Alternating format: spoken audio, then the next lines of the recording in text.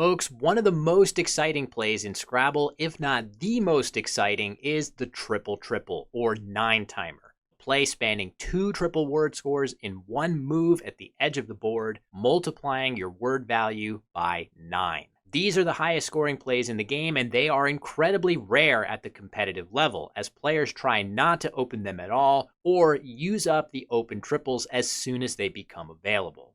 As you're about to see in this video, the winner of the most recent UK major tournament and multi-time UK champion, Phil Robertshaw, recently did something incredibly rare and remarkable. He hit 2 of these gigantic plays in a single game. Phil faces veteran opponent Ruth Causey in round 7 at the winter match play, and he has the first move. With all low point tiles and no playable bingos, he could play something like Lowen or its plural for a modest score. Instead, he exchanges just one tile, the U. This will give him 7-letter bingos with several very common draws, including the D, E, T, and I. Ruth plays Jive for 28 to dump the clunky JV combination, and Phil draws one of the 4 tiles he was hoping for in the T, giving him Santals for 79.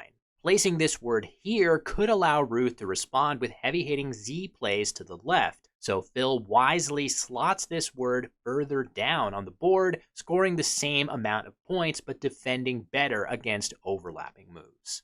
Ruth responds with the fun play of Hippo for 27, opening a scoring spot back to Phil. While Phil has Bandages on his rack, which plays for 66 to the S of Santals, he's able to spot an even better choice through the newly opened letters of Badinage for 78, his second straight bingo. This word has both noun and verb forms, meaning to engage in playful conversation, and after Ruth's response of Vax, Phil does draw the D as a potential hook. However, with only one vowel, he doesn't have any good plays there. In fact, his highest scoring move is Dits for 58 points, which is tempting, but it does give very easy counterplay back to Ruth, connecting the Z to the triple. So Phil takes a moderate point sacrifice to instead play Zit for 46. While this also opens a triple word lane, if Ruth has low point tiles or is struggling with consonants, it may be tough to use this spot productively. And indeed, she responds with Mark using 3 more consonants, confirming Phil's suspicions. Here, the best available plays for Phil do use the badinaged hook, such as Bridle for 36. He isn't absolutely confident in the validity of badinaged, and he elects to take a sure thing in Celeb rather than risk scoring 0 after a lost challenge.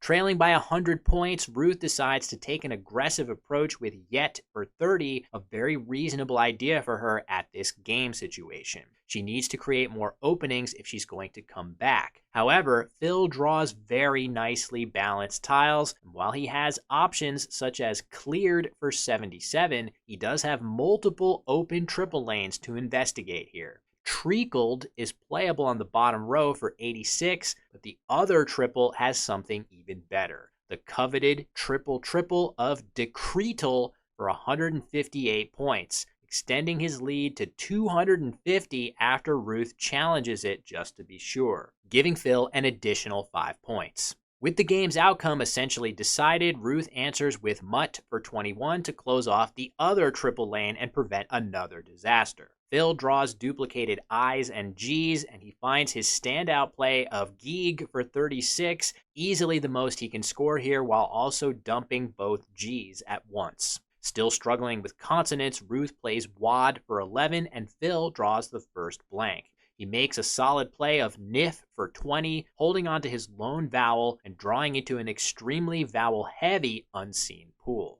Ruth's rack balancing play pays off, and her rack has one and only one 7-letter bingo of Orioles. This word plays for 76 points, hooking the obscure Swad, but she can also play this word hooking Wads for only a modest point sacrifice. In this game, that subtle choice makes an enormous difference.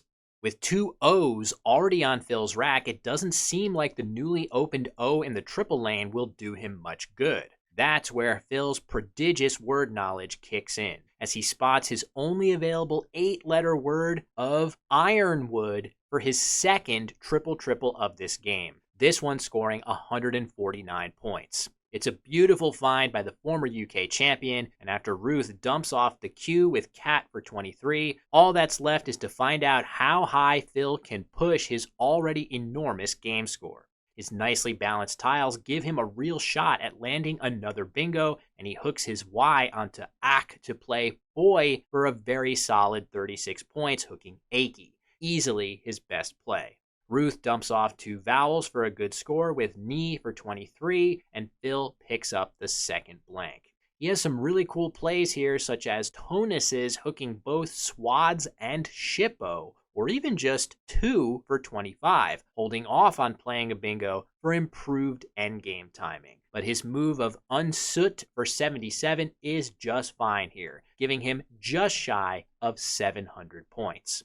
To start the endgame, Ruth makes a clever overlap extending Pix to Pixie for a very solid 29 points, and after Phil's Sauna, Ruth's Arrow, Phil's Nude, and Ruth's final play of Ag, the final score is recorded as 736 to 337, a 399-point victory for Phil. That's about what you would expect from a game where one player triple-triples twice. Getting one play like this is already rare enough. Not too many players would come up with Ironwood in this position. That is what sets Phil Robertshaw apart from most of his peers. It was a pleasure to get to meet and play Phil for the first time at the Easter Match Play, and he's currently one of the top competitors at the ongoing MGI International Scrabble Classics event in Milton Keynes, UK. I am going to be commentating and helping to produce the live stream for this event alongside Josh Sokol over at the newly launched Wespa YouTube channel. This channel is going to have so much great new Scrabble content, including a podcast from Josh and former world champion Wellington Jigare, game breakdowns, and other long-form content, as well as live streams, with this MGI event being just the first. I definitely encourage you to stop by over the next few days to check out the new channel, check out the live stream. Don't be afraid to say hi in the chat. Definitely consider giving that channel a follow, as they need to get to 1,000 followers to start monetizing their channel and reinvesting those proceeds back into the community. So come say hi, support competitive Scrabble, and watch a slew of amazing players do what they do best, just like Phil. With that, thanks for watching. Hope to see you over on the Wespa channel, and see you next time.